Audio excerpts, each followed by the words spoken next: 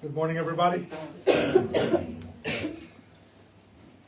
just want to make sure I'm honoring of time. The other night, Pastor Fred said something about 2 hours. I didn't know if he meant that's how long our dinner took, or that's how long he was going to let me preach this morning.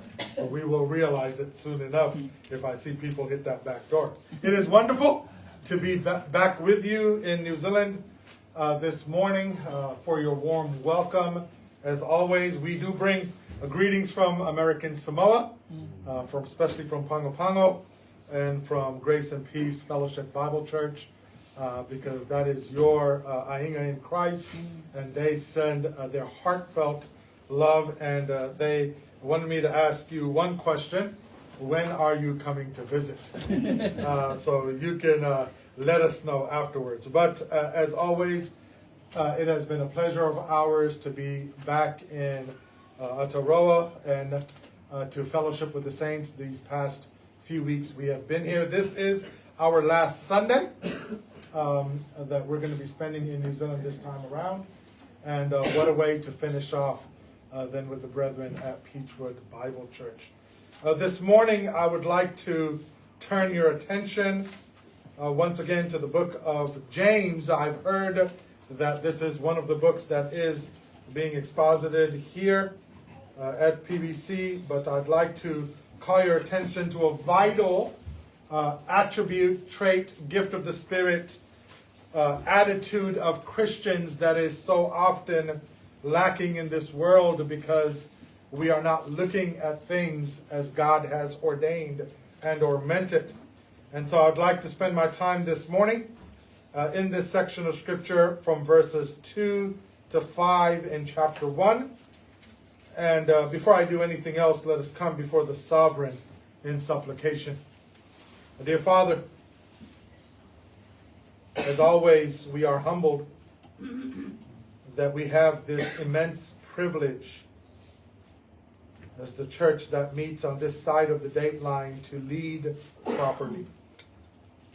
We are running a race,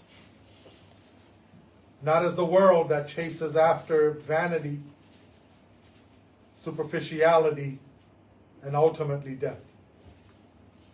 We run a race that is deeply founded upon our foundation being Christ, that is based upon the measure of the word that has been given to us, in which we are renewed and grow. It is directed by the sweet Spirit of grace that brings our attention back to Holy Writ this morning.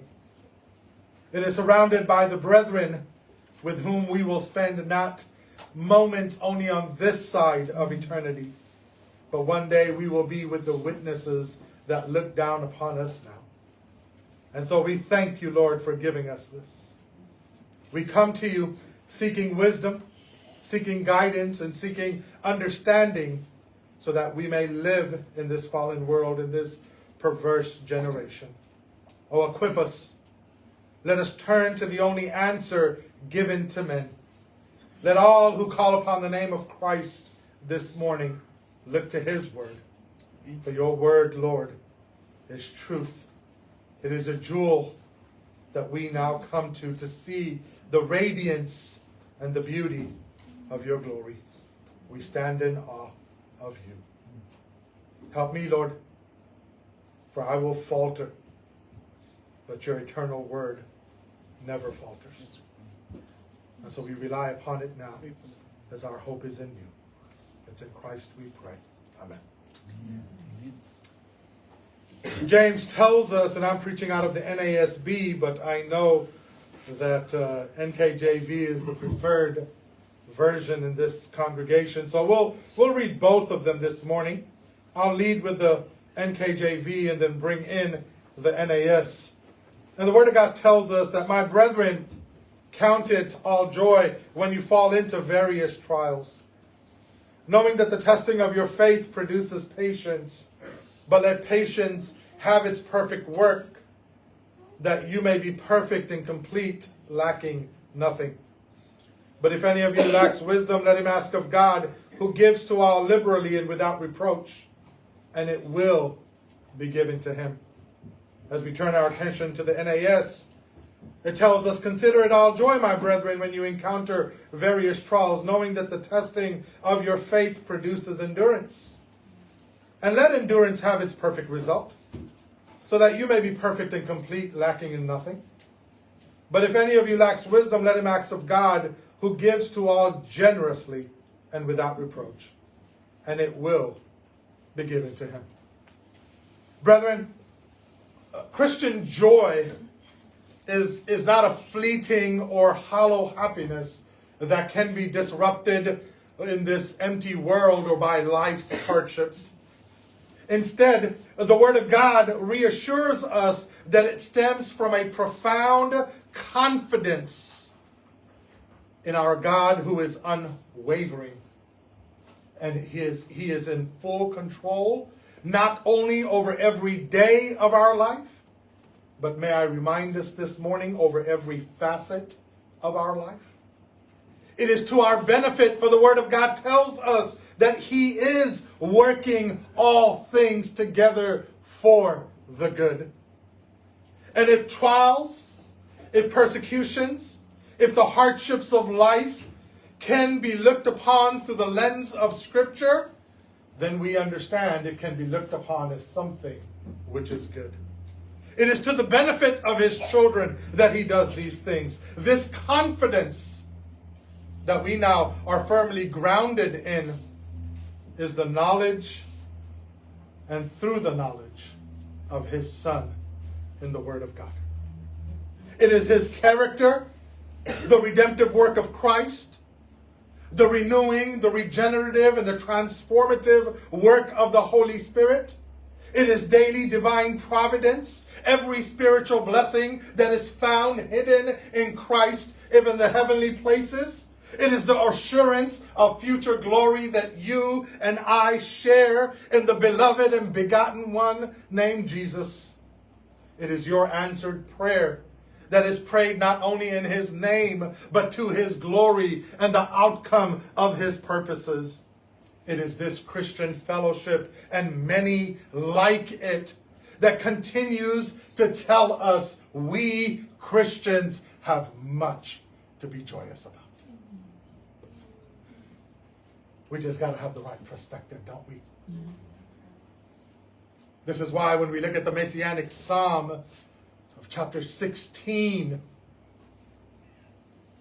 there is a deep swell that comes up that tells us Sheol no longer has power, death no longer has victory. And as the psalmist ends that section of scripture in Psalm 16, he goes out with these words in verse 11. You will make known to me the path of life. In your presence is fullness of joy. In your right hands are pleasures forevermore.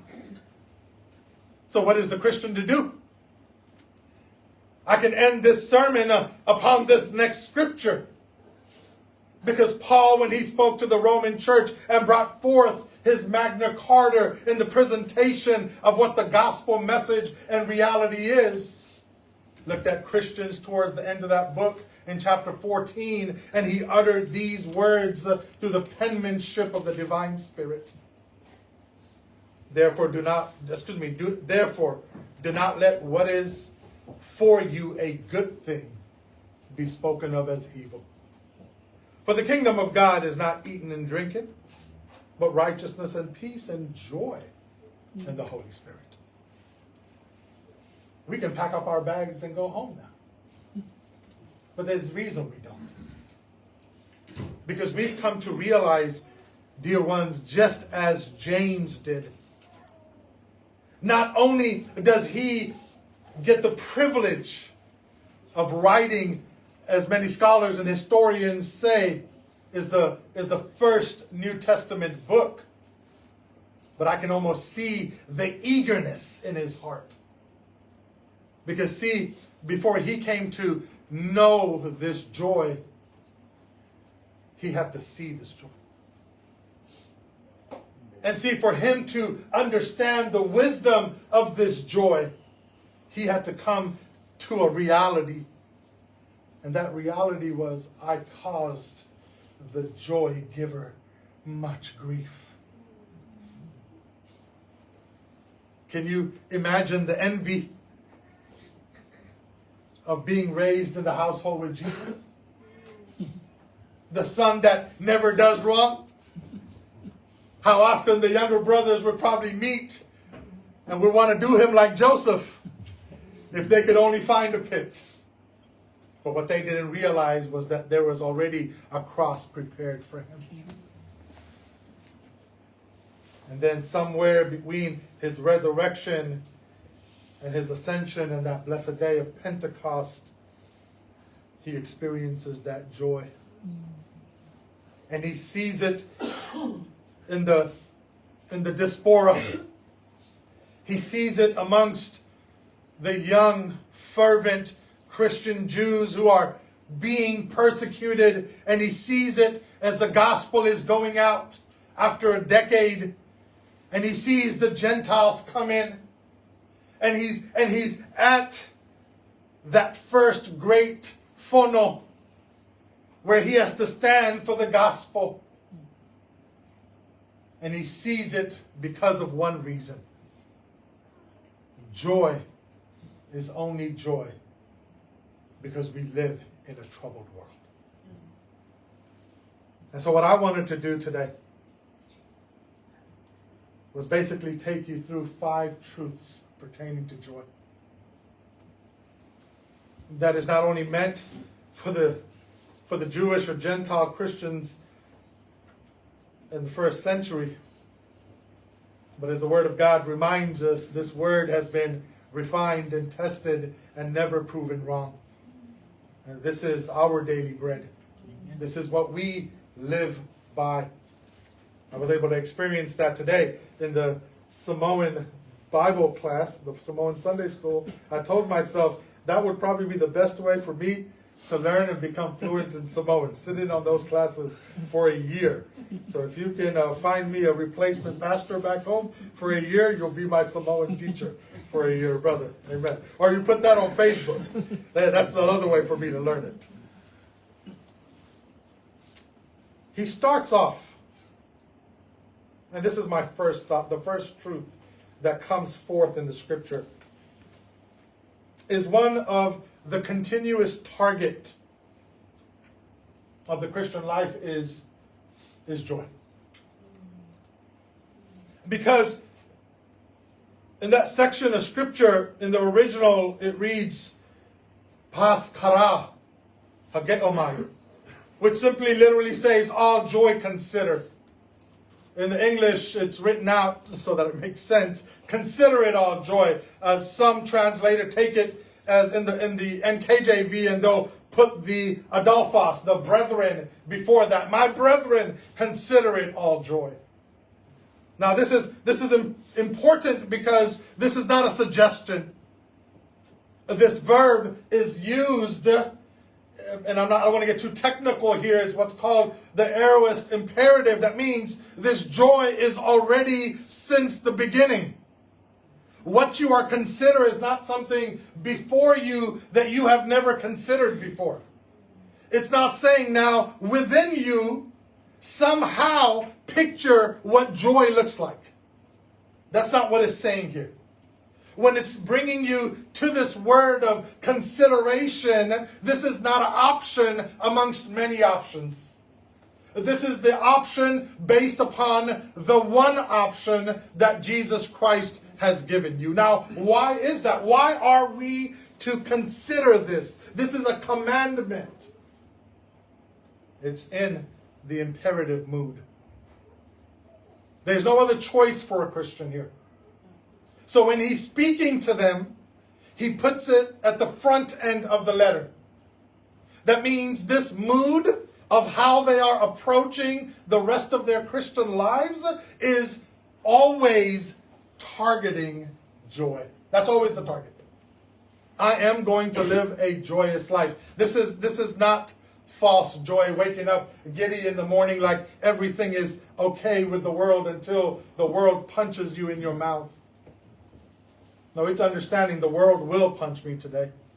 I will be persecuted today. I will face the reality of life today. For there is no temptation that has overtaken you, just as there is no trial which has overtaken you, except as such that is common to man. But brethren, consider it joy. Now, why are we able to say that? Because as the disciples in the ministry of Jesus were frailing on that last night, I turn your attention to the upper room and the intimate conversation that Christ has not only with his disciples who were downhearted, but by extension today he has it with us. Turn your attention with me now to the 16th chapter of John. And I'm going to be picking it up in the 20th verse.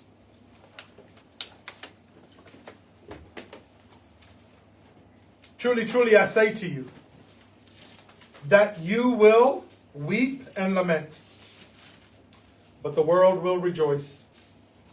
You will grieve, but your grief will be turned into joy. Whenever a woman is in labor, she has pain because her hour has come. But when she gives birth to the child, she no longer remembers the anguish because of the joy that a child has been born into the world. Here's the kicker. Therefore you too have grief now. But I will see you again,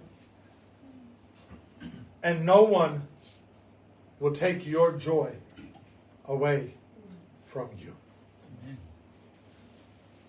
Now, in the immediate context of that, Christ is going to the cross.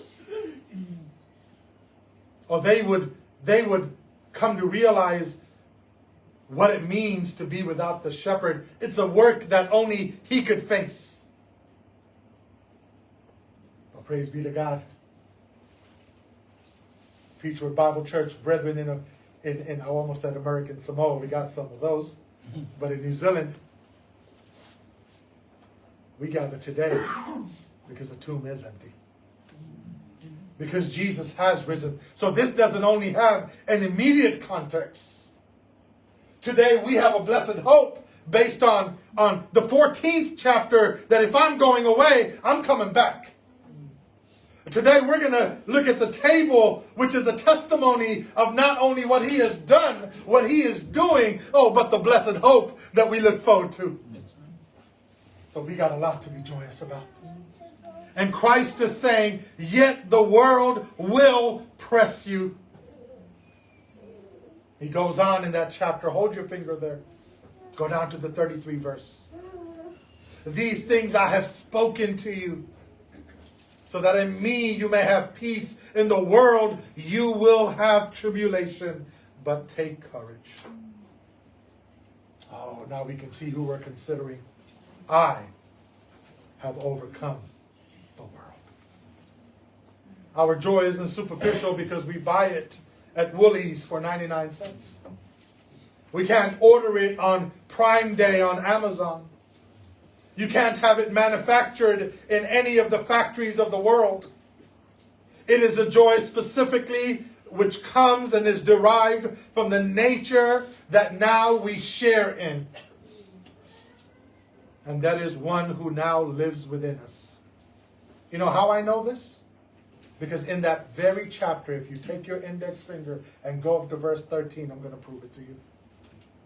But when he, the Spirit of truth, comes, he will guide you into all truth. He will not speak of his own initiative, but whatever he hears, he will speak. And he will disclose to you what is to come, and he will glorify me. For he will take what is mine, and he will disclose it to you. All things that the Father has are mine. Therefore I said that he takes of mine and will disclose it to you. Do you think this is only limited, brethren, to the truth of Scripture? Or as the Scripture reminds us in the first letter of Paul, when the church was bombarded that Christ is not sufficient, that it has to be Christ plus something. Where Christ plus something is always Christ plus flesh. Because the Christ that is given in grace, the Christ that offers his mercy, the Christ that comes, as we were reminded in the book of Ephesians chapter 2, verse 4, but God, oh, who is rich in mercy, who has loved us eternally through Christ Jesus, who has brought us and redeemed us into adoption as sons and daughters. That God has also given us his Holy Spirit. And that Holy Spirit, it tells me in the book of Galatians, bears this fruit. But the fruit of the Spirit is love and joy. So he's not left us. William Cowper, the 18th century Anglican poet and hymn writer, I thought said it well. And I quote him here. Christian joy can only be realized when Christ reigns there, alone and uninterrupted. If the world is permitted to occupy a larger share of the affections and the heart, if plain and known duty is neglected, if the means of grace are carelessly used, if in all your efforts, your duties, and your services, whether in the church or in the world, you do not entreat the divine blessing and the divine aid, then the Spirit of God is grieved. He withdraws his cheering influence. And it is utterly impossible to have the peace and the joy which flow from the inward abiding presence of the Savior, and which is in the work, the entire work of his divine Spirit, the truth and only Comforter. Don't grieve the Holy Spirit. In every instance, what James is trying to tell the brethren, you are not to consider Christ with many others. You are not even to consider Christ and yourself. You are to consider it joy, brethren, because you are only considering Jesus Christ. How joyous this was in my conversation at the back of the church this morning with Brother Ian. When I said I've watched his boys take a few devotions up here. I'm seeing them come along in the love of the Word. And he says, it's been a gracious work that they now want to do. You know what? They've considered it. They've considered what it means. My parents don't need to push me. It considers what it means when I wake up on a Sunday morning, I don't want to turn over and watch the Olympics and the relay. What it means is that it is Sunday, it is the Lord's day. Hallelujah. I am going to praise God. And every day, that is how I wake up. I consider it joy because I know what the world has to offer. And what the world has to offer has nothing to do with God in eternity, my friends. It has only to do with the passing pleasures of sin and that which will bring turmoil and destruction in the end. And so he loads this. He loads this at the front. I want you to understand something here in that section. This target of always being joy is not for everyone. This is why I continue to bring up Christ. This is why when you go to verse 1, he doesn't do name recognition in verse 1, doesn't he? He says, you know who's writing, right? Mauso. Jesu Caristo. No? My master. Doulos. Jesus Christos. Slave of him. And my brethren, consider it joy. That means here, it's only to the persons who have Christ as Savior and Lord. You can't take this into a counseling session and sit across from someone and say, you can have joy without Jesus Christ. That means, saints, I know a lot of times the way that we do preaching, we say, hey, we'll wait until the end. We'll wait until the end until we put forth the gospel proclamation. Jesus didn't do that. He put that at the front end. When he came and started his ministry, he came and did what? Repent, for the kingdom of God is at hand. So my brethren, this morning, if you sit there in turmoil and you cannot consider Jesus Christ, then let us take a moment. Bow the knee now. Repent now. Put your trust in him, for there is none other like him. Trust in him who will never fail you. Trust in him who has paid for your sins. Trust in him who is your shepherd and who is your savior. Trust in him, for he will never abandon you. Trust in Christ. Not because he can give you joy, but because he is worthy to be praised. Trust Christ. We see something else there, isn't it? If it's only for the persons who have Christ as Lord and Savior, it would also mean and imply there that it's only for those who have the indwelling Spirit of God sealing and sanctifying them. For the fruit is whose fruit? How does the word of God sanctify you? How does the high priestly prayer of Jesus in John 17 fulfill the words of his half-brother and his servant James in James 1? The word, everybody, you know how many people today are going to open the Bible? You know how many places are going to have the Tusipaia open and they're going to be preaching and there will be no sanctifying? Why? Because that's all it is an empty book to them. Without the Holy Spirit, without Spirit and truth, there's no worship. You have to have the Holy Spirit reside in you. I'm not talking about the theatrics that most of us have come from. I'm not talking about rolling down the aisle, barking like dogs, right? Being filled with the Spirit. We met the prophet yesterday. He was filled with the Spirit, all right? Maybe Jimmy Bean or Jack Daniels, but wasn't this Spirit. We have to think. We have to think, saints. This cannot be manufactured outside of the Holy Spirit bringing it through your life. Which leads us to the last thought there of brethren. It's only those who call the Father of lights Abba. Because we have been redeemed in adopted through Christ. That's a, I don't know if I came through the lineage of Shem. I know Jesus did. But my ancestors are far from that part of the world. I don't know. We'll find out in heaven. But I know this word, Abba. I used to call my father this. Right? We have a variation of this word. I call him Abu. So I know that it's a very endearing term. And I know that we try to transliterate this and bringing forth, Tama in Samoan, father or daddy.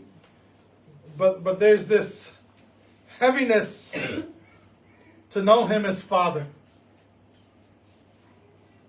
Because there's no other father like him. And I cannot think of as endearing as Abba is to my father who's gone on to be with the Lord. I can't even compare that to him.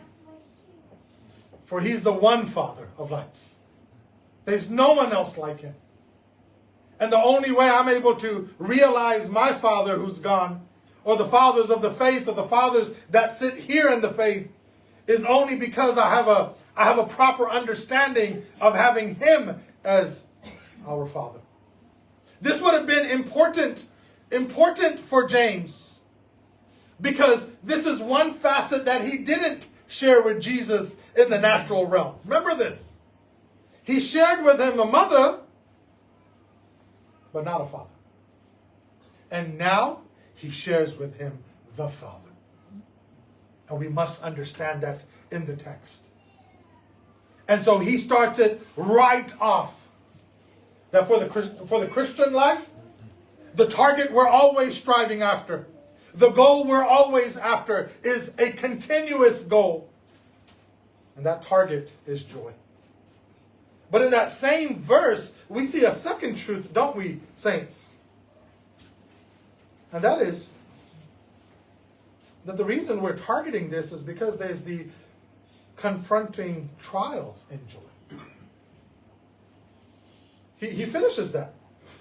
Consider it all joy, my brethren. Why? When you encounter various trials. In the NKJV, it says when you fall into various trials. I always like that word better, fall into. The subjunctive move here is based just on that. This is, while your joy is to be continuous, your trial is not ever so that every moment of every waking hour of your life, you cannot breathe.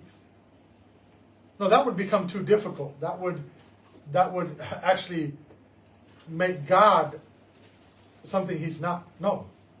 You live in a troubled world. But what he's saying here is in this troubled world, in the midst of your Christian life, you're going to face these things that you're going to be falling into. Now, how are they falling into that? It's interesting when this Greek rendering is used of the man that fell to the robbers, and then the Good Samaritan came and aided him in the book of Luke.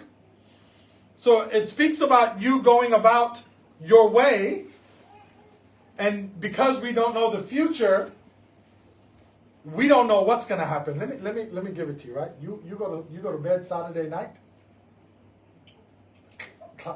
Clothes are ironed, right? Clothes are ironed. Shoes are shined. Make sure there's enough petrol in the car, right? You've got everything right to go, and you're like, alarm is set, right? You even get the family together, huddle up, gang, right? Like a bunch of penguins in this cold New Zealand weather. We're gonna pray, and you go to bed. And you're like, man, we're gonna make it there tomorrow for Pastor Fred's Samoan class. Kids are gonna be in Sunday school. Praise God, we're ready.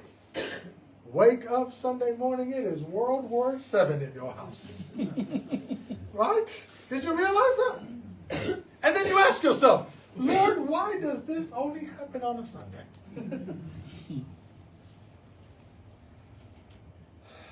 My brethren, have you considered this blessed day with joy?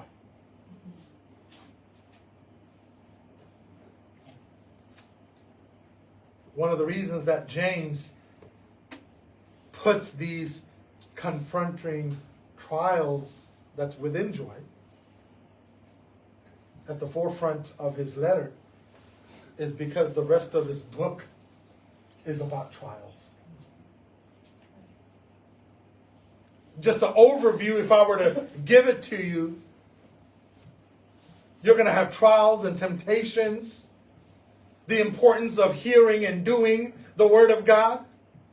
Why we are not to live in partiality. What does genuine and false faith look like? Why we are to control our tongue and where that wisdom comes from. Why is there a division within you that leads to a division without? What does it mean to be in danger when we are in friendship with the world? Why is it imperative for Christians not only to plan well, but to live well in the will of God? Understanding that while we do all of these things, your life is still a vapor. Oh yeah, let's add to that money issues, sickness, health, and prayer. No, I'm not preaching a charismatic sermon here. This is life. And it says, and on top of all of this, it ends with this: the importance of making sure you grab others who are facing the same thing out of the fire. So not only look to your problems with joy, make sure you are ready to help your brother or your sister that might be facing the same things. You understand? Your whole life is full of this. Yet, I want us to understand something, brethren, that what is various to us, what may take us at times by happenstance, it is not happenstance. It is not your bad luck. It is not you waking up on the wrong side of the bed. It is ordained by God before the foundation of the world for your good and His glory. Because if it were not, then our God is not sovereign. That means just as you on a Sunday morning would say, wow, what's going on? Can you imagine God in heaven saying, wow, what's going on? I wouldn't. He is in firm control. He knows everything, the end from the beginning. And He's saying through the pen of James, some even 2,000 years later, that we are going to encounter, we are going to fall into, as Pastor Fred taught so eloquently this morning, because we are sinners. And while you and I can say, just as the first century Christians, man, if only such and such would change, I would have a lot more joy. There's only one problem, you living with yourself. That's what we're trying to change. That's what God is looking at. Didn't the oldest book in the Bible get it right? When Eliphaz speaks in Job 5 and 7, for man is born for trouble as sparks fly upward. And Job himself in the 14th chapter and first verse tells us, man who is born of woman is short-lived and full of turmoil. Full. Saints, the issue is not if trouble, trials, and temptations will come. The question is when and how often. And one thing I've come to realize as a Christian, if I'm to just interject a little bit of personal thought here, is that if you want Christ more, you experience trials more. Why? Not because He says, oh, He wants me more, let me give Him more trials. No, it's just all those other trials that you were dealing with in the flesh, you come to realize now you have to deal with in the spirit. Now you come to realize those things you didn't want to be joyful in, and it would be like this. Lord, I know I'm supposed to be joyful, but. Well, let me tell you why the Bible uses but. When you use the word but, just use but God. Don't use anything else. Don't but God out. You keep God in the conversation and you understand that just as He is telling them, so He is instructing us today. Saints, not only our target, but when we are confronted with trials and in this joy. This is a trial in the joy. Joy doesn't turn off and turn on like that blessed heat pump, right? That is keeping you guys from turning into icicles and literally the frozen chosen. Lord willing, never theologically. Amen. Continues his thought, not only from the continuous target is always being joy and the confronting trials in joy, but there's a reason why there's confronting trials in joy, because they are conforming tests of joy, which is found in verse 3. Knowing that the testing of your faith, it produces something, doesn't it? Produces endurance, perseverance. That's what it, patience is what it says in the New King James. Gnosko. This is an intimate knowing. This is not like gnosis, which is a general knowledge of, you know, the Prime Minister. What you mean by that is you know about the Prime Minister. You've never had lunch with the Prime Minister. Maybe somebody has here, right? You don't know the Prime Minister's daily itinerary. You don't know any of those things. But the people that are with the Prime Minister daily, they know. They have an intimate knowledge. This is not a pygnosis. It's not that Greek word.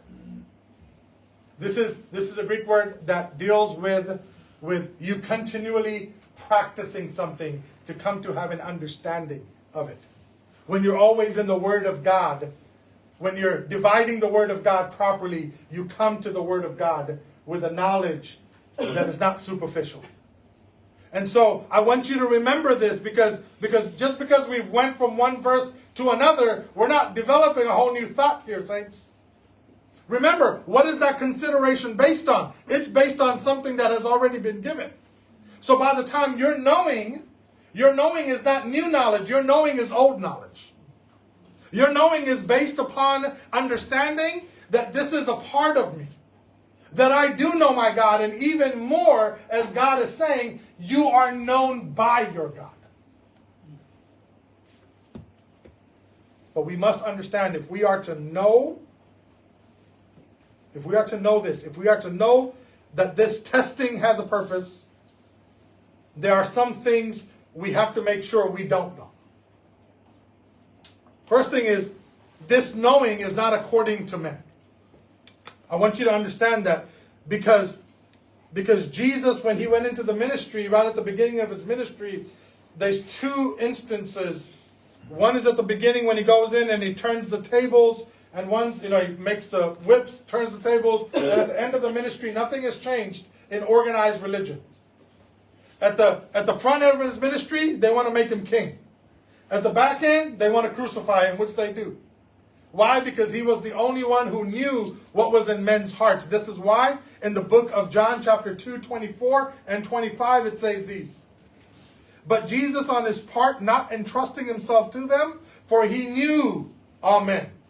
And because he did not need anyone to testify concerning him, for he himself knew what was in man. He understood exactly why they wanted to coronate him then.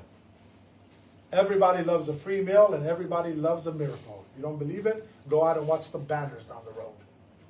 That's how they get people to come in. Come and get your free meal, your free miracle, and your free wonder. And in all of that, don't get Jesus. They didn't want Jesus. So if you know this test according to how men know it, brethren, we're going to falter. Not only are we not to know this according to men, we are not to know this according to sin. The Word of God in 2 Corinthians 5:21 says what? For he made him who knew no sin to be sin on our behalf, so that we may become the righteousness of God in him. Jesus, who never knew no sin, wants us to live our life because we are now righteousness in him. That imputed righteousness is ours. So everything we know has to be as Christ knows. That means when he looks at the world and the wisdom of man is going to deal with the issue of testing, we don't know it that way. Why don't we know it that way? Because we only want to know it the way Christ does. And the way Christ does is you and I, saints, do not have a door number 2, even though it's there. What is door number 2? I can obey, but I'm only human. I can disobey too. No, you shut that door up, chain it up, board it up, put some louvers on, or not louvers, that's only glass, huh? Put some iron bars on it, make it like Fort Knox spiritually so that you never have to go through the door of disobedience. This is why Paul says in that same chapter, if you go up 5 verses into verse 16, therefore from now on, we recognize no one according to the flesh. We don't recognize you according to the wisdom of man. We don't know you that way. And we don't recognize you according to sin. So no matter how much trial is coming our way, that trial is a testing. It is a testing. And it is a testing that has purpose. And if we're not looking at it this way, how are we looking at it? Go back to verse 16 of 2 Corinthians 5. Therefore, from now on, we recognize no one according to the flesh, even though we have known Christ according to the flesh, yet now we know him in this way no longer. How do we recognize him? Verse 17, we're new creations in Christ. So how do you recognize Christ? Paul, in his letter, as he's about to head on home, in his second epistle to Timothy, says these words in verse 19 of chapter 2. I love this. Nevertheless, the firm foundation of God stands, having this seal. Underline this, saints. The Lord knows those who are his. That's how we know. I only know because God knows me. That's the grace of God. He knows a man that 100 times out of 100 will go to the wisdom of men. He knows that 100 times out of 100 he will commit sin. But because he knows me, but because he knows you, he says these words. And everyone who names the name of the Lord is to abstain from wickedness. That trial, dear saints, only makes sense. That testing of your pistos, your faith, only makes sense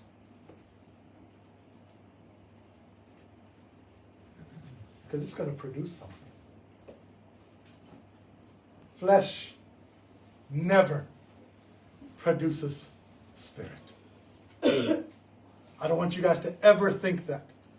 In the smallest conversation of trial that you're having, and you said, I'm annoyed, at that time, right there, you have an option to be fleshly, or you have an option to be godly. You have an option to falter, or as the Bible says here, knowing that the testing of your faith, that's a test upon your faith. It hasn't become a temptation yet. That's not down until verse 13. Blessed is the man who overcomes temptation. Same Greek word. Here it's still a test. Because I haven't looked at this through the lens of the flesh. And if I continue on the faithful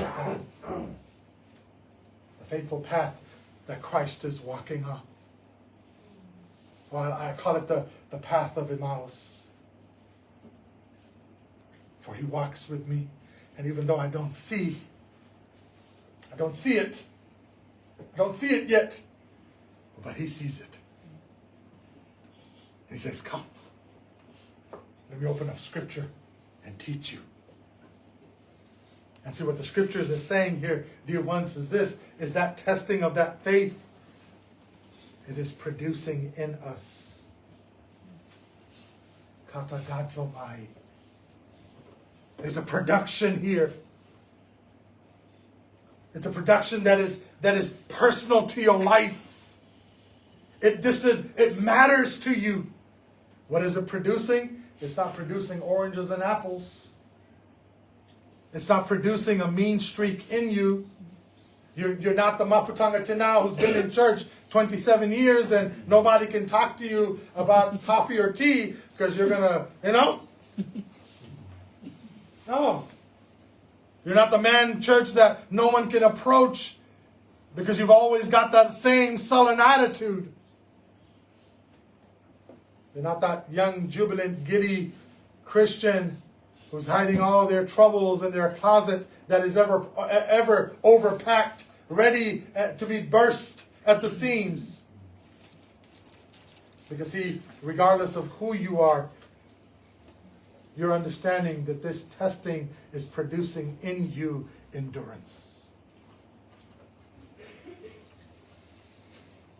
endurance. Two Greek words sound almost the same. One used here, hupomeno, and one from which, this is monet, one from which it is derived from, meno. One meaning staying under, hupo, meaning standing, underneath. And you're staying underneath for a long period of time. Under what? Under this testing and this trial of your faith. Because this is where the work is being done. This is where God is refining you. You running away from this is not you running away from your testing and your trials. You running away from this is you turning to the flesh. And this is something unique about the Greek structure and the Greek word here. Because this specific word is only used for believers in the New Testament. The world does not have this perseverance, endurance, or patience, whatever your version of the Bible says. Let me prove it to you. Why do you think this is? Do you remember that Jesus spoke about the soils and the heart and the seed?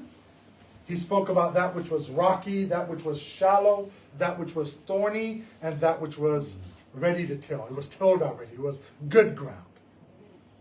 And all three of the first grounds had one thing in common. Rather it was the seeds fell and the bird comes and gets it. That's Satan. By the time you get out of church, you done forgot the word. Rather it be the shallow ground. Some of us today might get out of church and say, man, praise God, I am ready to take on the world. And tomorrow morning you face your first trial at work. You're done. Right?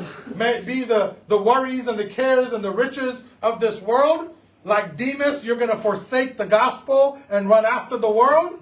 Like Judas, you're going to be with the Savior and you're going to endure, but your endurance is not going to be faithful. And then what you're going to say when it comes to a reckoning, the cross is too heavy. Or, as the words of Jesus tells us in the book of Luke chapter 8 verse 15, but the seed in the good soil. These are the ones who have heard the word in an honest and good heart and hold it fast and bear fruit with perseverance. What fruit are they bearing?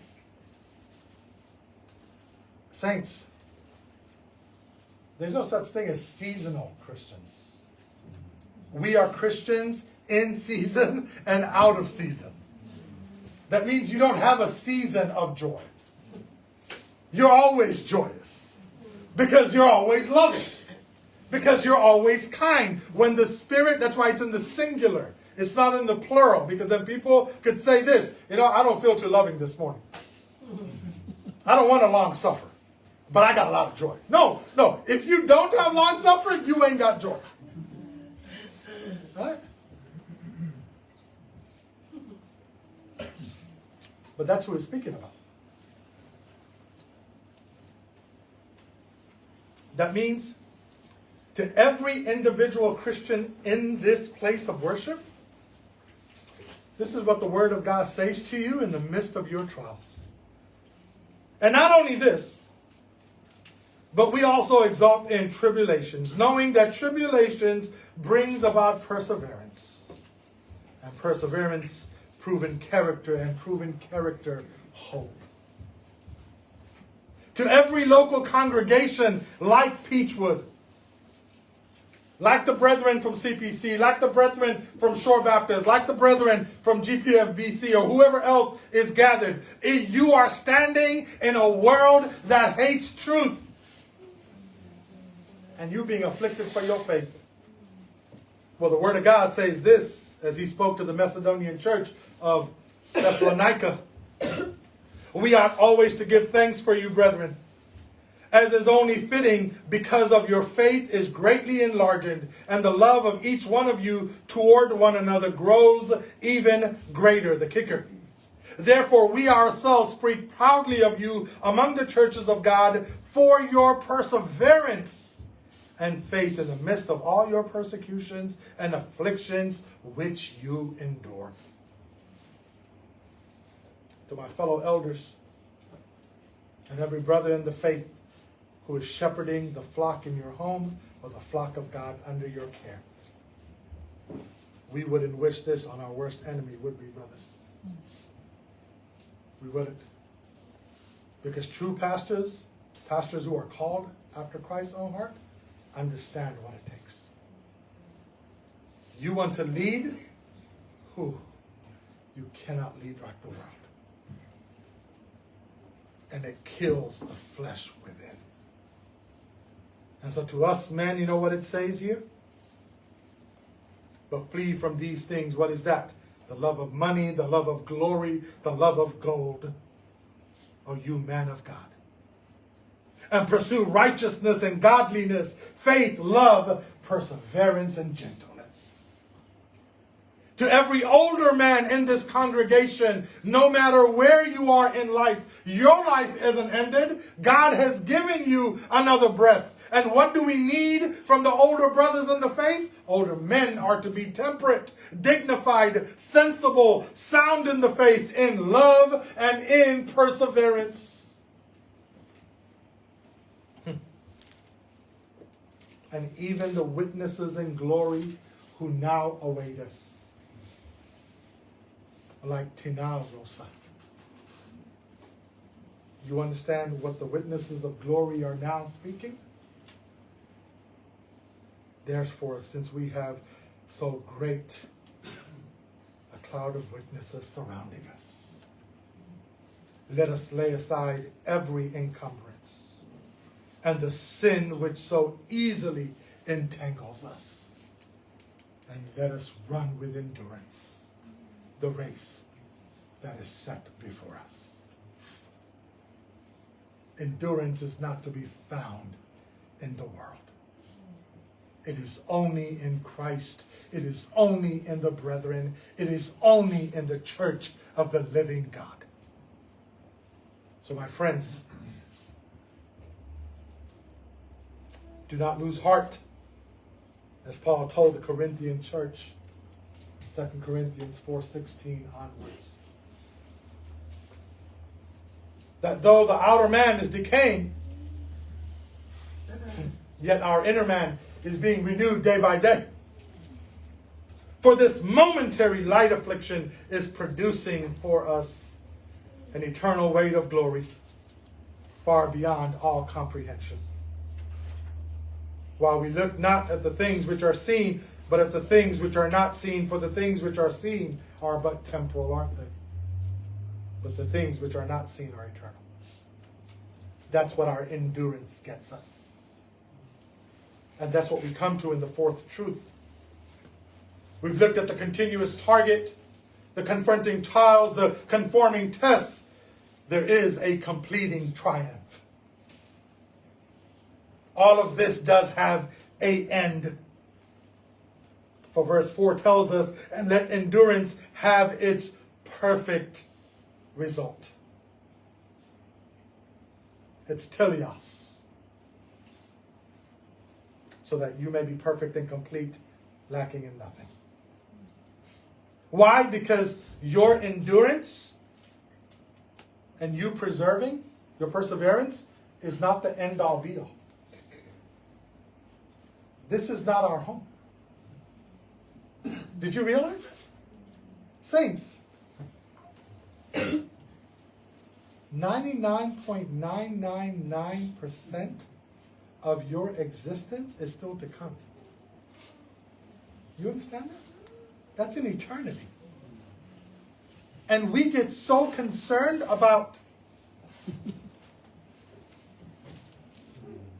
no. Here you are being made complete. Don't overlook that. We read this fast, huh? And let endurance, that word have, echo. Endurance also has a command, by the way. It's an imperative. It's an active imperative. And you know what it's telling us there? endurance in your life, not might, produce. Endurance and perseverance as your faith is being tested will produce. This is the certainty because God, who began a good work, is the one who will bring it to a completion. It will produce this. It'll produce exactly what God wants it to produce. It will reach the end that God has intended. It will accomplish the term that God has purposed. It will be found, the very word there in teleos, it means it will be found wanting nothing. Why? Because the only desire of such a person is God. That's it. Oh, saints, do you not remember Psalms 117 for your call of worship this morning? That's the reality of what we are looking at until we finish this race. But do you know what? It tells us here, and this is important, that this isn't just a finishing there. This is a finishing here. This is a Paul type finishing that he says, rather I abound or I am abased. Rather I'm full or I'm hungry. Well, no matter what I am facing, I have come to learn that I am content in Christ. And that is why I can do all things through him. I don't want to take that verse out of context. Right? I don't want to take it to the rugby field and say, I can get a touch, for I can get all things through Christ. Oh, very bad application. No, it's when I've been crushed. I haven't been forsaken. That's what it's bringing out here. And this completeness is of every part of your being. It's a soundness and a perfection that God is bringing forth. Look at how it's used. Once again, to the Macedonian churches in Thessalonica in 1 Thessalonians 5, 23 and 24. Now may the God of peace himself sanctify you entirely. It's God doing this work. And may your spirit and soul and body be preserved complete, without blame at the coming of our Lord Jesus Christ. Faithful is he who calls you, and he also will bring it to pass. It says that you're perfect and complete, but then it offsets it up. Perfect and complete lacks nothing. Now, sometimes to understand, because we see that word lack there, that word lacking, it actually, if it's used just by itself, you guys, it's a word that means lacking. You're lacking a lot. It's used of the rich young ruler who comes to Christ and says, hey, what must I do to gain eternal life? Christ goes through the list. He goes, I've done all of those. I'm not lacking anything. Christ looks at him in Luke 18:22, and he says this. When Christ heard this, he said to him, one thing you still lack. There is a lacking. Sell all your possessions, distribute it to the poor, and you shall have treasure in heaven. And come, follow me. The one thing that he lacked when he entered that conversation is the one thing he still lacked when he exited the conversation. My friends, if Christ is not all, then we will find our all in something else. When we're not lacking anything, it's not because we're not lacking. It's because I've got him. And as long as I've got him, I will never lack. The same man who writes these words faced, if you look at Christian tradition, a horrible death of how he was killed. This is not James, the brother of John, that the first apostle martyr. No, this is James, the half-brother of Jesus, the servant of the Lord. And if you read church tradition, there's two outcomes of how he died. I'll let you go ahead and read it. Do a little bit of research. See how much you want to know. And yet, do you know? He didn't lack. Because you know what death was doing? Exactly what Paul said. For me to live is Christ. And what is death? It's gain. I'm not lacking. I'm not lacking. So we got triumph.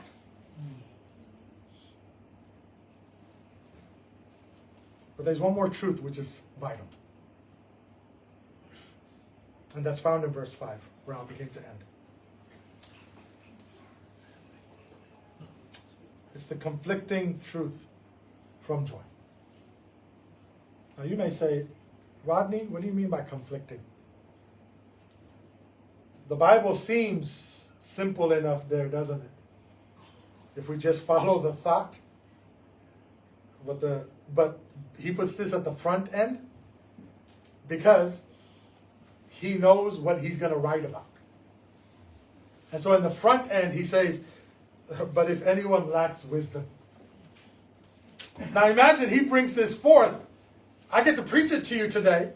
I don't know how many thousands or hundreds of thousands or millions of Christians have studied or preached or taught this over the years, but we must deal with verse 5. Because verse 5 does tell us that we can lack wisdom. We can. And saints, if we're honest, I want to be blatantly honest. I lack wisdom. And so I need verse 5. See, I know verses 2 to 4 in the core of my being. But sometimes the pressures of life and ministry and everything else makes me ever so often think otherwise. And then I'm reminded, my son, don't lack wisdom. And that's what he's putting there. It's a play of words. From the end of verse 4, you will be lacking nothing, to the conjunction in verse 5, but if you do lack. It's a play of words. He says you should be lacking nothing. You should be content and complete in Christ if you let the work of grace permeate in your life. And yet the reason it's called grace is because we do lack. And this is where I want to make my stand as I start to finish. Saints, C.S. Lewis said, don't let your happiness depend on something you can lose. The reason we lack is because we don't want to lose. And what we don't want to lose has no eternal value. Right? So we can trace it. How do I know this? Because everything else he's going to speak about in this book, that's how I know it. The rich don't want to lose their wealth. Right? The exalted don't want to lose their position. The teachers don't want to lose their role. The wise don't want to lose their wisdom, their stature. But he's saying you're lacking. You're lacking. And if we're lacking this morning, if we're sitting here lacking, one word, aiteo. In your Bible, it's about 3 or 4 words. Let him ask of God. Let him ask. And that word there is not let him ask as, hey, here's a suggestion. Just the way he started this, consider this is a command. If you're lacking, the way he's ending, you know what he's saying? This is a command. Let him ask. This is not, when you get back from prayer meeting, then you can pray. No, you pour your heart out.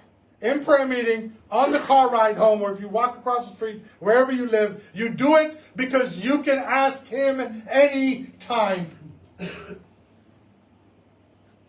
For who are we approaching? A despot? Saints, who are we approaching? Somebody who will give us scorpions if we ask for bread? Who are we approaching? A God who says, oh, you didn't read your Bible this morning, you're on timeout. Is that who we're approaching? No.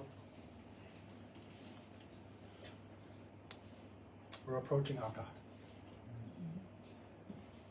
We're not only approaching the God of the universe, we're approaching our God. The angels have that claim. He's their God. But here's a claim they don't have. We're approaching Abba.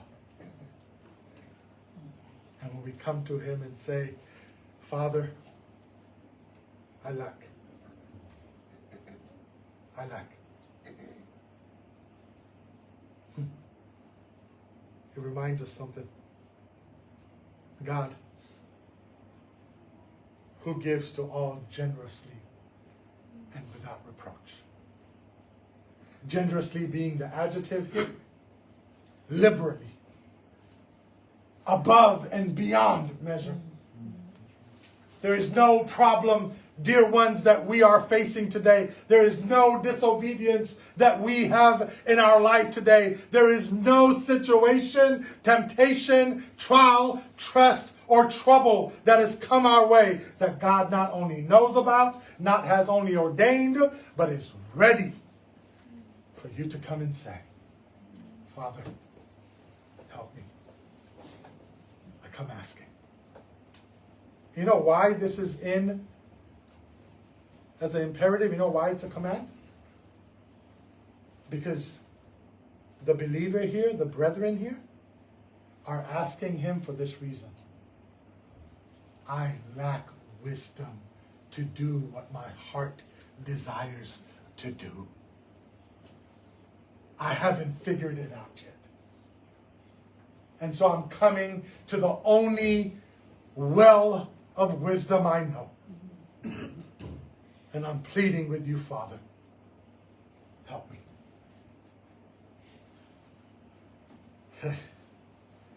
I wonder if God is up there saying, oh, I thought you'd never ask.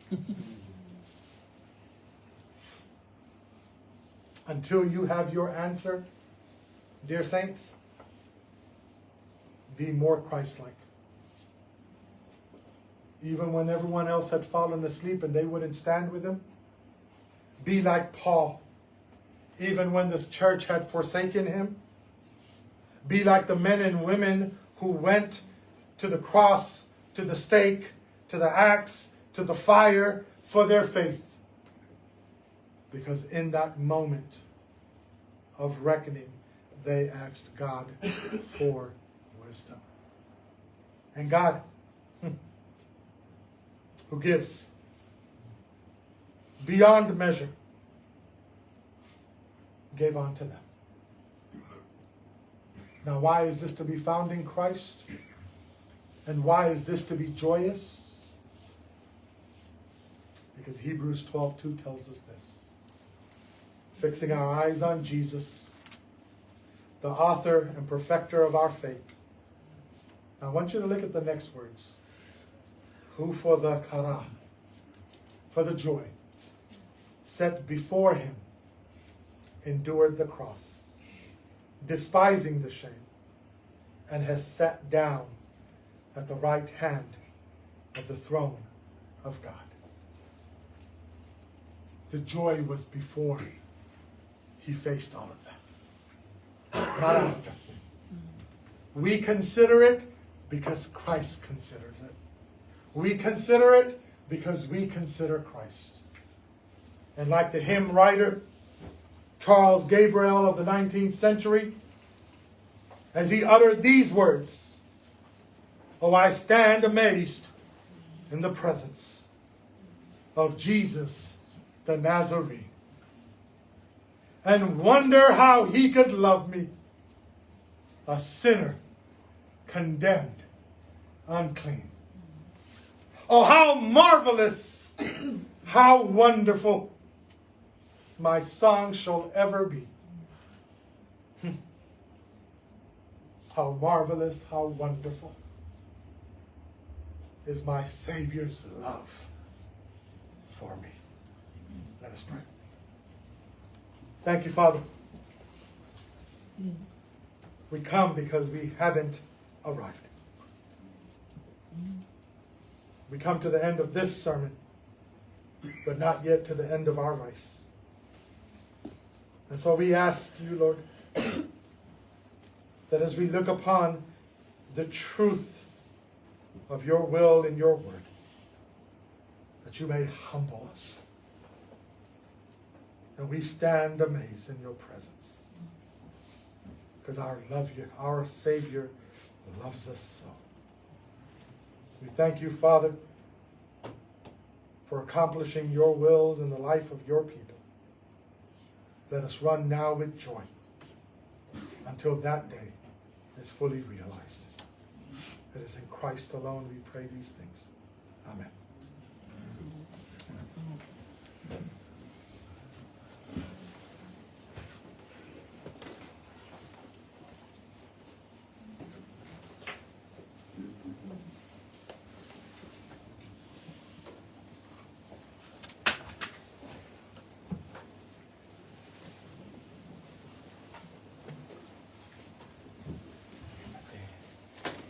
Praise the Lord. Amen. Greetings in the beautiful, glorious, and wonderful name of Jesus Christ. Hey, family, I'm just going to invite you to stand up for a minute. It's a wonderful sermon from Brother Rodney. Stand up and go and greet 3 other people and greet them with the grace and the joy and the peace of the Lord.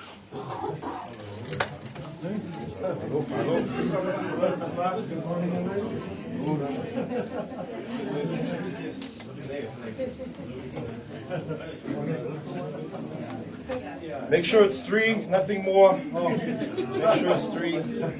Awesome. Take a seat, brethren. Praise the Lord. Well, again, I want to greet you in the beautiful name of Jesus Christ. My name is Ronji, and I'm blessed to come and share about the Lord's table or communion this morning. Thank you, Brother Rodney, for that reminder from God's Word about the joy that we find as we consider and count and calculate and focus on Christ. Sa oni tātou loto ma tātou mawhauwhau a wā le whaamanatunga a tātou te whaia whaatasi I le tino o ke riso. Ia o te iloa foi e iei le tangata ua vai a wā le sauninga. Ai o te aioi atu I nā tātou whaasanga tonu tātou mawhauwhau ia ke riso I nei teimi. E māsani o na tātou whaamanatu le whai whaamanatunga. E leo se mea tātou te mawhauwhau mā iai. I le whai e lea māsina, ma lea māsina. A ia whaasanga tonu tātou lotu ia Yesu. E le lei le tātou whamanatu awa onga o le whaamanatunga mai le tuspa ia. Tātou mawhauwhau I mea awa onga le lei, ma matanga o fia mai le tuspa ia mō le whaamanatunga. Mua. O le whamanatunga o le teimi tātou te manatua le oti, le tanu, ma le toitu o Yesu. Amen? O se mea matanga o fie e manatua le tala le lei, e mau ai le whaolatanga. Rona lua, e iai le sootanga o le whamanatunga ma le pāseka, e mau atu le whengainga tuai, I le e sotos fululua. Tolu, o le areto e whai masui I le tino o Yesu, e le whaafewheteina a wā le whailonga le o Yesu e le aisanga angasala. Amen? Lona wha, o le ipu e whai masui o le toto o Yesu sa tafe I lungo le sa tauro.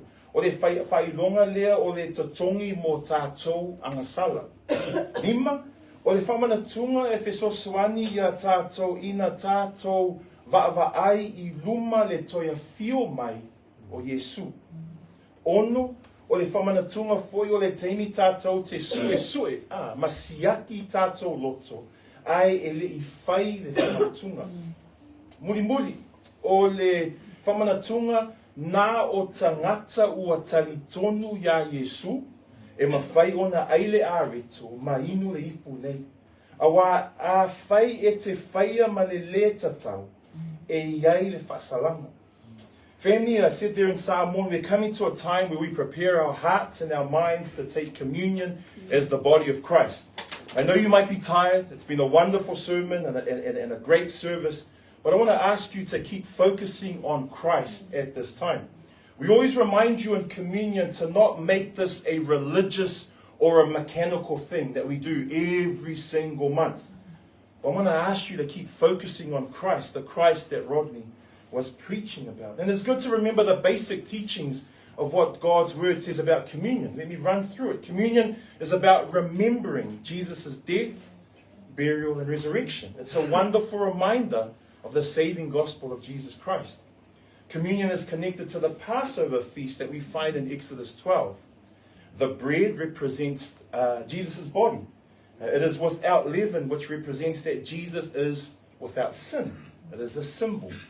The cup represents Jesus' blood. And that was shed on the cross to pay the price for our sin. It is a symbol. Communion also helps us to look forward to the future return of our Messiah here on earth. In communion, we examine or we test ourselves before we take communion. And I'll give you a chance to do that. And communion is only for believers. Only for those who have put their faith and trust in the Lord Jesus Christ.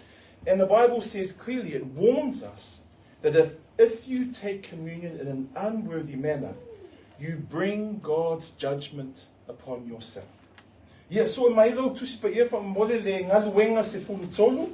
English Bible readers, Acts 13. Ngaluenga se fulu tolu. Le la tātou whai tau wha atasi whai upu tolu se fulu valu, ma le tolu se fulu iwa. I le wha Samoa, ai umalo o te whai tau atu i wha Peritania. Ngaluenga se fulu tolu, whai upu tolu se fulu valu, ma le tolu se fulu iwa. Acts 13, verses 38 and 39. Let's start off in the Samoan. Ngaluenga se fulu tolu, whai upu tolu se fulu valu, ma le tolu se fulu iwa. Ia O le se mai, le au sui.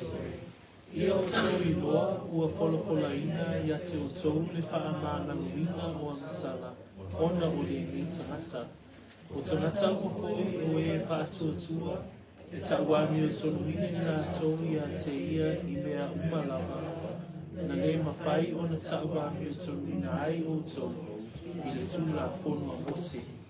Acts 13, verses 38 to 39. I'll read in the King James. Be it known unto you, therefore, men and brethren, that through this man, everyone say this man. This man. Through this man is preached unto you the forgiveness of sins. Everyone say forgiveness. Yes. And by him, verse 39, and by him all that believe are justified. Everyone say justified. Justified. From all things from which ye could not be justified by the law of Moses. I le ngaluenga mata upu se pungutasi, ua mata ona tele le whaasawaina o tangata Kirisiano I Jerusalema. Ua sola loa nei tangata I isi atu nuu, ma ua o atu I le nuu lea o Antioka I Suria. Ua to tele fo I tangata ua whaolahina I nai Antioka. Sa awina atu pa napa I Antioka, sa ave fo I Paulo I nā Fesosoani I le ngaluenga lei whai nai Antioka. I le ngaluenga mata upu sfurulua, tātou te whaitau atu ua whasioti Iakopo o James, I Jerusalema ma ua whaamalolo ina Peteru mai le whale pui pui. E ia le latato o atu I le ngaluenga se fulutolu, o toi o mai le tala o ngaluenga I Antioka I Suria, ma le amatanga o le ngaluenga whaamisionare o Paulo ma Pānapa. I ngaluenga se fulutolu, ua o atu Paulo ma Pānapa I Antioka I Pisitia, e ese le nuu lea mai le Antioka I Suria. Ngaluenga se fulutolu mata upu, whai upu se fuluwha I le wha fulutolu. Ua o Paulo ma Pānapa I le sunako I Antioka I Pisitia. Sa launga Paulo I le tala le lei. I whai upu tolus fulu valu ma le tolus fulu iwa, lea na tātou whaitau. I le whai, o leo le whaiunga o le launga o Paulo I le sunako. Na whia whaamanatu ia te I la tau ni mea tāua. I le tai au nei o te whia whaamanatua si tātou e kālesia. Nei mea tāua fōi a.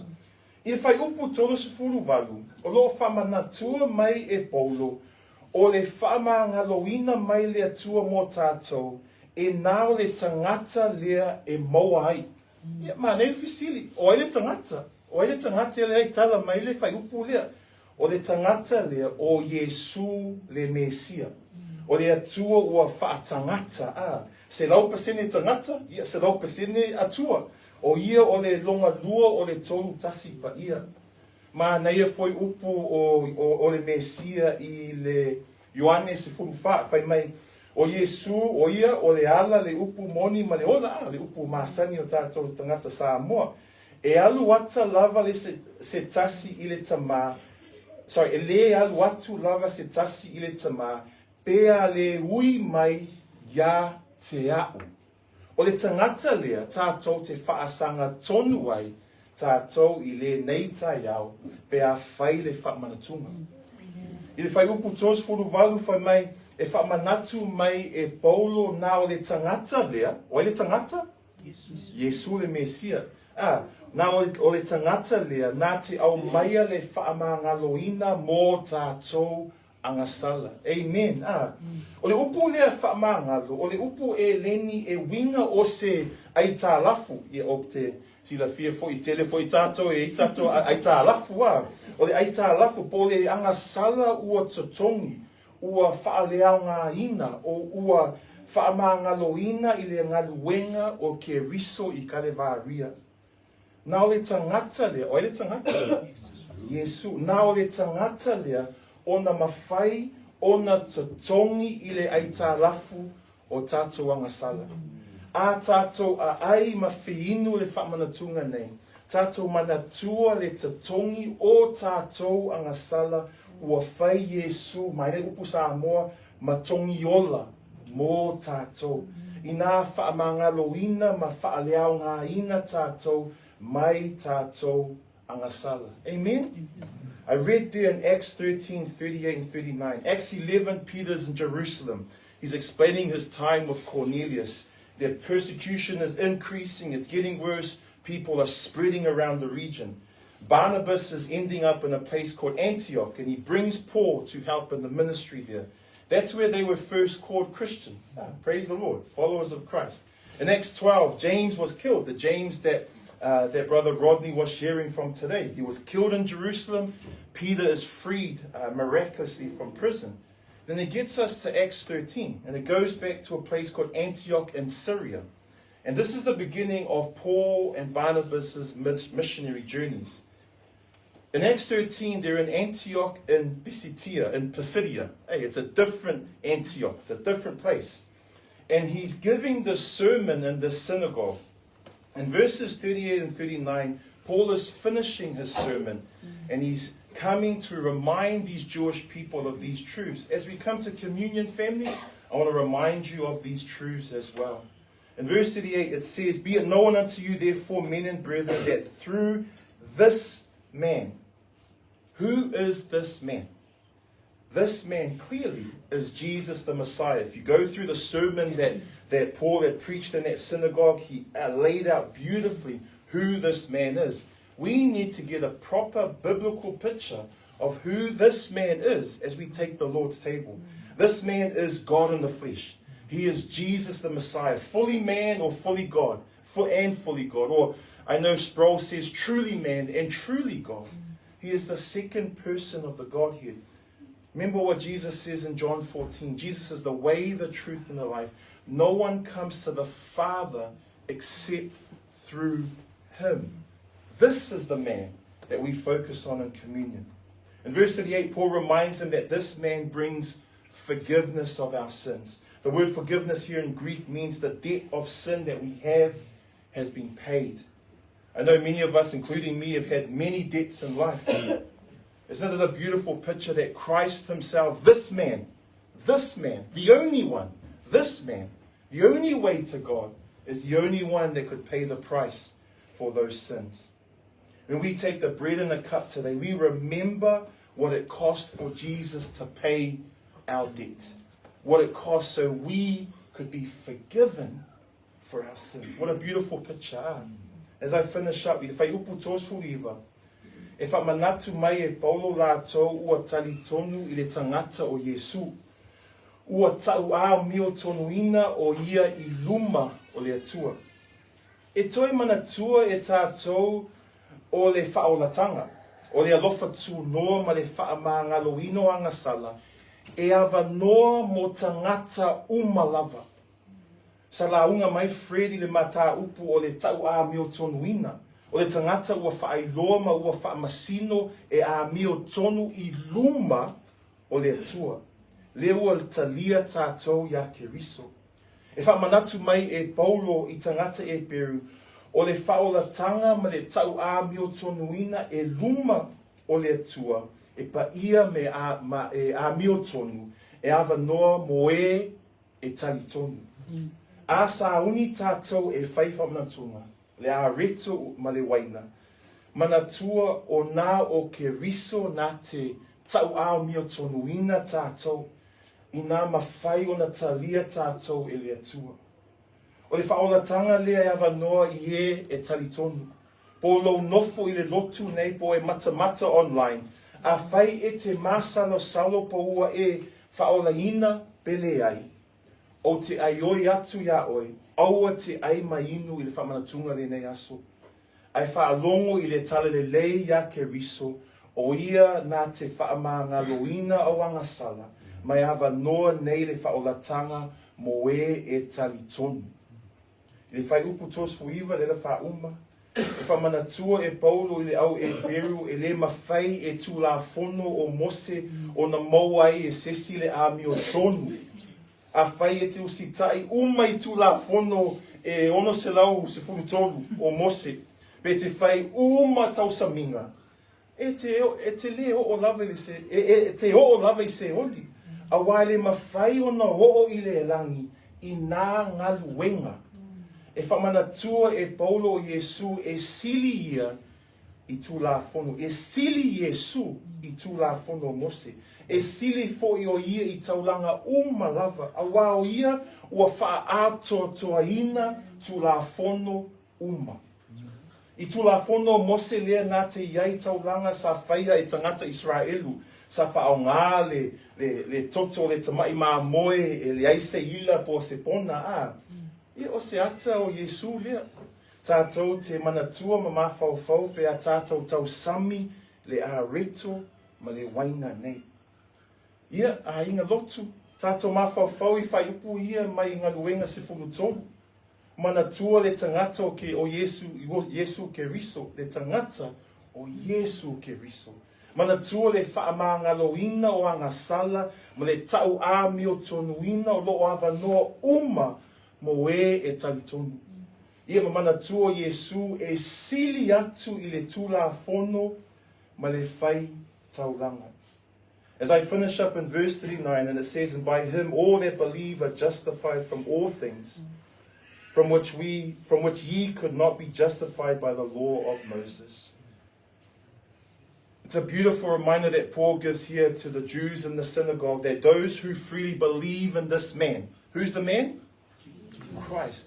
Those who freely believe in this man, this Jesus, are justified before God. It reminds us that salvation is not predetermined, but it's available to all who would freely believe and trust in the gospel message. Fred's taught us heaps about justification. This means to be declared or judged not guilty before God, making us acceptable before a just and holy God. And Paul is reminding these Jews that salvation and justification before a holy and just God are available to whoever would believe. When we take communion, the bread and the cup, we remember that only Christ could justify us. Only Christ could declare us not guilty. Only Christ could make us acceptable before God himself. This offer of salvation is available to all who would believe. If you're sitting here in church or watching online and you are unsure of your salvation, I loved how Rodney paused to give the gospel message during his sermon. If you are unsure of your salvation, don't take the bread and the cup today. You will bring judgment on yourself. but hear the good news of the gospel of Jesus Christ. That forgiveness and salvation are available to you if you put your faith and trust in Messiah Jesus Christ. If you have questions, please come and see Fred and Tamar and Rodney after this. And finally, in verse 39, Paul reminds the Jews that justification was not possible through the law of Moses. Keeping all the 613 laws of Moses, keeping all the Jewish feasts or festivals, cannot save anyone from hell. Paul reminds them that Jesus is greater than the law.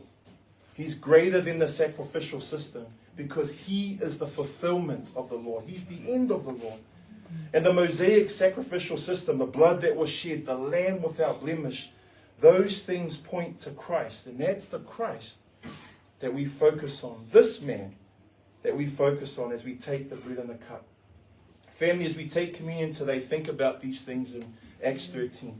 Remember the man, Jesus Christ, not simply or only a man, fully God as well. Remember the forgiveness and justification available to those who would believe. And remember that Jesus is greater than the law or any sacrificial system. How we do it at Peachwood family is that the brothers will come and distribute the bread and the cup for you today. And Fred will lead us in a song. But then I ask you to use this time to reflect on what I shared about communion. Use this time to reflect on the sermon that Rodney shared today. To examine yourself before the Lord. Examine yourself before you take the bread and the cup. This is a serious matter. Serious matter. And as we sing and as you examine yourself before the Lord, when you receive the communion items, hold on to them. And then we can take communion together after the song. I invite the brothers now, the men, to come and distribute. And I'll hand it over to Fred to lead us in this song.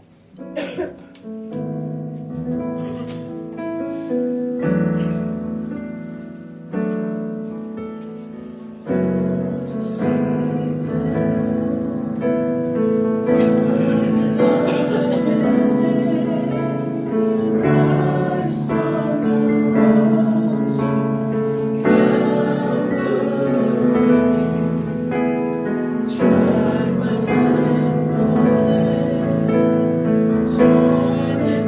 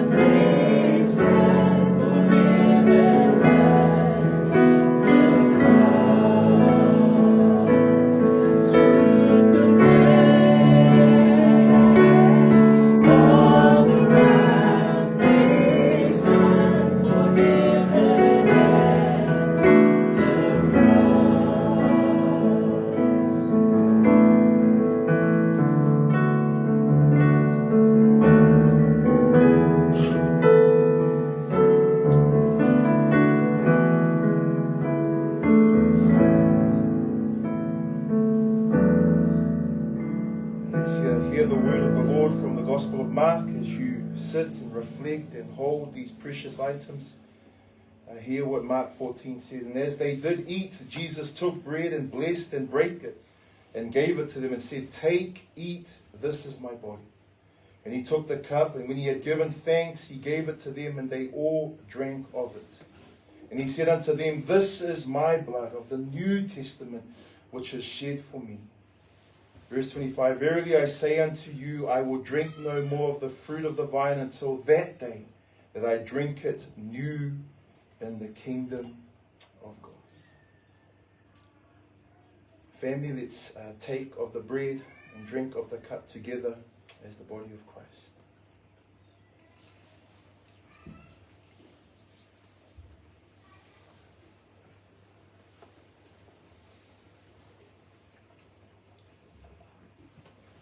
This is a wonderful time to give thanks to the Lord as you sit and reflect, to meditate on the encouragement to take joy, to consider it joy as we face the trials of life.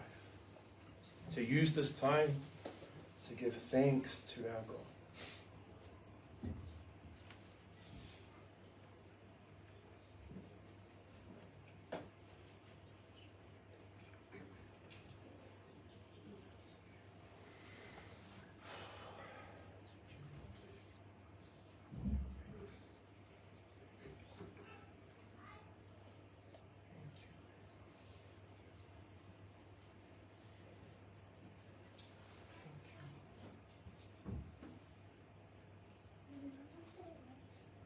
Father, we thank you that we can come as the body of Christ and freely and openly take communion today, when we know many of our brethren around the world cannot do and take part of this ordinance freely and openly.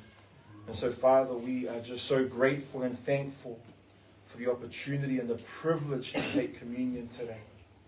Father, as we come, we thank you that as reminded of us in Acts 13, that this man is the one that we focus on. This man, the God-man himself, Jesus Christ.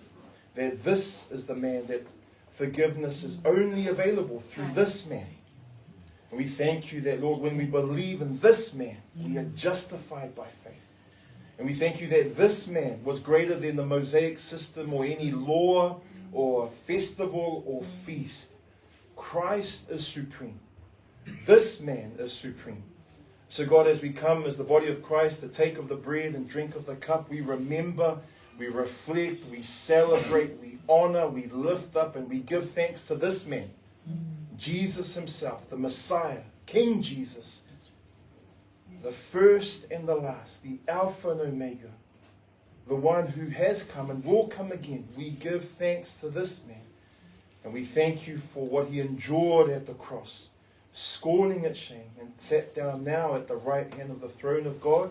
And we thank you that communion reminds us that he will come again, that our Messiah will return. So we thank you for this time to reflect, to examine, and to focus on this man, the God-man, Christ Jesus himself. We pray this in the beautiful, matchless, and glorious name of Jesus Christ. And everyone would say, Amen. Amen. My Lord, love, family, I'm going to hand it back to Brother Joe, and who's going to come and sing a song for us. Thank you.